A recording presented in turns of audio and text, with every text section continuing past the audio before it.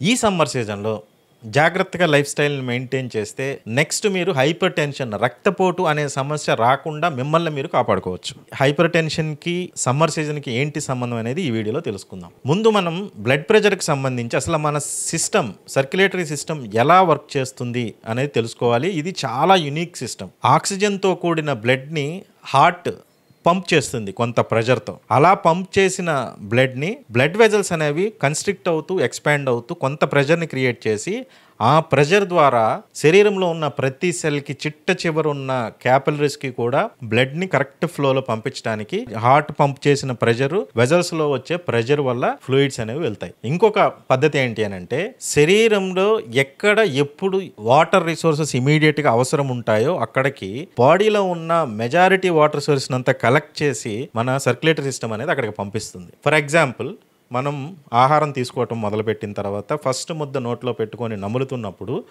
మనకి లాలాజలం ప్రొడ్యూస్ అవుతుంది.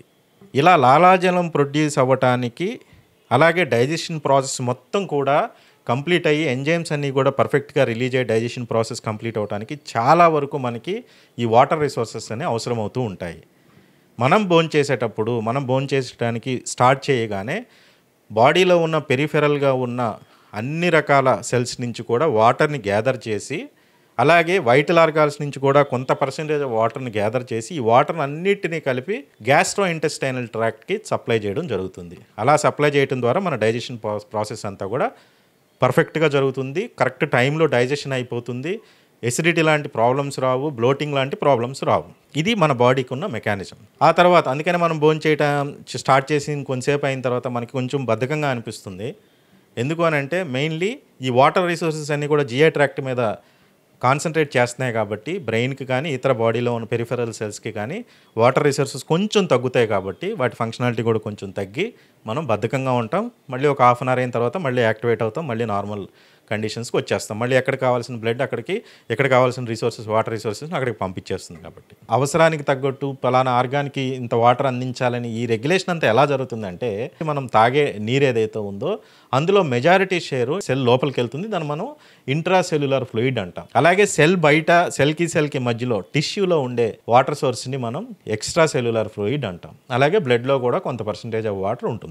ఇలా వాటర్ రిసోర్సెస్ అనేవి 3 రకాలుగా ఉంటాయి. మనకి ఎప్పుడైతే బయట నుంచి మనం ఇచ్చే వాటర్ రిసోర్సెస్ తగ్గినాయో, లేదు అని అంటే మనం సివియర్ ఎక్సర్సైజు లేదంటే సివియర్ హీట్ కండిషన్స్కి మనం ఎప్పుడైతే ఎక్స్పోజ్ అయ్యామో ఇమీడియట్గా మన బాడీ టెంపరేచర్ పెరుగుతుంది. కాబట్టి దాన్ని చల్లబరచడం కోసము బ్లడ్లో ఉండే వాటర్ రిసోర్సెస్ స్వెట్ గ్లాండ్ వరకు వెళ్ళి స్వెట్ గ్లాండ్స్ను ఓపెన్ చేసి చెమట రూపంలో వాటర్ని బయటికి పంపించి బాడీని కూల్ చేస్తాయి. ఎప్పుడైతే క్యాపిలరీస్లో వెజల్స్లో ఉన్న బ్లడ్లోంచి వాటర్ని స్వెట్ గ్లాండ్స్ తీసుకున్నాయో అప్పుడు రక్తం యొక్క వాల్యూమ్ అనేది కొంచెం తగ్గుతుంది. ఇలా తగ్గిన వాల్యూమ్ని మళ్ళీ కాంపన్సేట్ చేయడం కోసం ఎక్స్ట్రా సెల్యులర్ ఫ్లూయిడ్లోంచి వాటర్ని తీసుకుంటుంది. ఈ టైం గ్యాప్లో మన బ్లడ్ వెజల్స్లో వాక్యూమ్ అనేది లేదు అని బ్లడ్ వెజల్స్లో గ్యాసెస్ అనేది ఫామ్ అవ్వకూడదు. కాబట్టి వెంటనే ఆ స్పేస్ని తగ్గించుకొని ఆ వాల్యూమ్ని కరెక్ట్గా ఫిట్ అయ్యేటట్టు బ్లడ్ వెజల్స్ అనేవి కన్స్ట్రిక్ట్ అవుతాయి. వన్స్ ఎక్స్ట్రా సెల్యులర్ ఫ్లూయిడ్లోంచి మళ్ళీ వాటర్ తీసుకోగానే బ్లడ్ వెజల్స్ అన్ని మళ్ళీ నార్మల్ స్టేట్కి వచ్చేస్తాయి. ఎప్పుడైతే ఎక్స్ట్రా సెల్యులర్ ఫ్లూయిడ్లోంచి వాటర్ని బ్లడ్ తీసుకుందో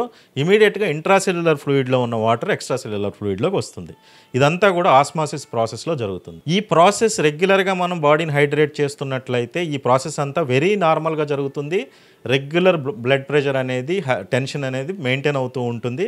ఎటువంటి ఇబ్బందులు ఉండవు. ఎప్పుడైతే సమయానికి కావాల్సిన వాటర్ మనం ఇవ్వట్లేదో అప్పుడే అసలు సమస్య మొదలవుతుంది. చాలా వరకు బ్లడ్లో వాల్యూమ్ తగ్గుతుంది అని అంటే పెరిఫెరల్గా ఉండే చాలా చిన్న చిన్న క్యాపిలరీస్ ఏవైతే ఉన్నాయో అవన్నీ బాగా కన్స్ట్రిక్ట్ అయిపోతాయి. ఎందుకంటే ఆల్రెడీ వాల్యూమ్ లేదు కదా బ్లడ్లో, అది కన్స్ట్రిక్ట్ అయిపోతాయి. ఇలా కన్స్ట్రిక్ట్ అయిపోయిన క్యాపిలరీస్ కూడా బ్లడ్ సప్లై చేయాలని చెప్పి బ్లడ్ ప్రెషర్ ట్రై చేస్తూ ఉంటుంది. ఇది ఒక టెన్షన్ స్టార్ట్ అవుతుంది. సెల్ లోపలికి అలాగే సెల్ బయటికి ఈ వాటర్ని పంపించే ప్రాసెస్లో సెల్ లోపల ఎప్పుడైతే వాటర్ తగ్గిందో మనం బయట నుంచి వాటర్ కూడా ఇవ్వట్లేదు కాబట్టి ఎక్స్ట్రా సెల్యులర్గా ఉన్న వాటర్ని ఫిల్టర్ చేసి మళ్ళీ సెల్ లోపలికి పంపించాలి అని అంటే అక్కడ కొంత టెన్షన్ బిల్డ్ అవుతుంది. ఇలా బిల్డ్ అయిన క్యుములేటివ్గా వచ్చే టెన్షన్నే మనం హైపర్ టెన్షన్ అని తీసుకుంటాం. అంటే రెగ్యులర్గా మెయింటైన్ అయ్యే 120 కంటే పెరుగుతుంది కాబట్టి టెన్షన్, దాన్ని మనం హైపర్ టెన్షన్గా తీసుకుంటాం.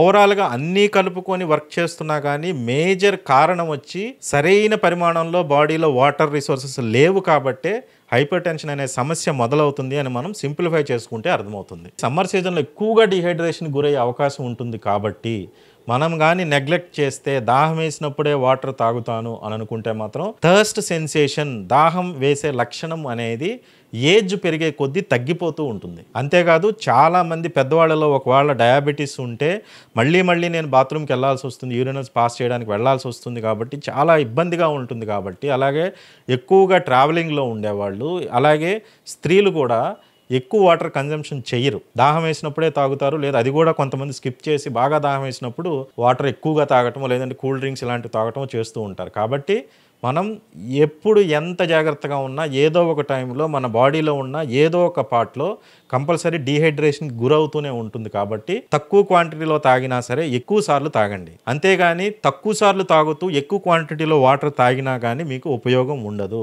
ఎందుకు అని అంటే దానివల్ల మీకు ఎలక్ట్రోలైట్ ఇంబ్యాలెన్స్ వచ్చే అవకాశం ఉంటుంది, లేదంటే కిడ్నీల మీద ఎక్కువ ప్రెషర్ పడే అవకాశం ఉంటుంది. అన్నెసరీ యూరిన్ అవుట్పుట్ ఉండడం వల్ల మళ్ళీ బాడీ డీహైడ్రేషన్ గురవుతుంది. కాబట్టి పీరియాడిక్గా తక్కువ క్వాంటిటీలో తాగిన ఎక్కువ సార్లు ప్రతి గంటకి ఎంతో కొంత వాటర్ని మనం ఎక్స్టర్నల్గా సప్లై చేస్తూ ఉన్నట్లయితే ఏ పరిస్థితుల్లో కూడా బ్లడ్ వెజల్స్ కానీ, బ్లడ్ కానీ, ఇతర సెల్స్ కానీ, ఇంట్రాసెల్యులర్ ఫ్లూయిడ్ కానీ, ఎక్స్ట్రాసెల్యులర్ ఫ్లూయిడ్ మీద కూడా ఇంపాక్ట్ పడకుండా ఉంటుంది. హైపర్ టెన్షన్ అనే సమస్య రాకుండా ఉంటుంది. ప్రత్యేకించి సమ్మర్ సీజన్లో అయితే చాలా జాగ్రత్తగా బాడీని హైడ్రేట్ చేసుకుంటూ ఉండాలి.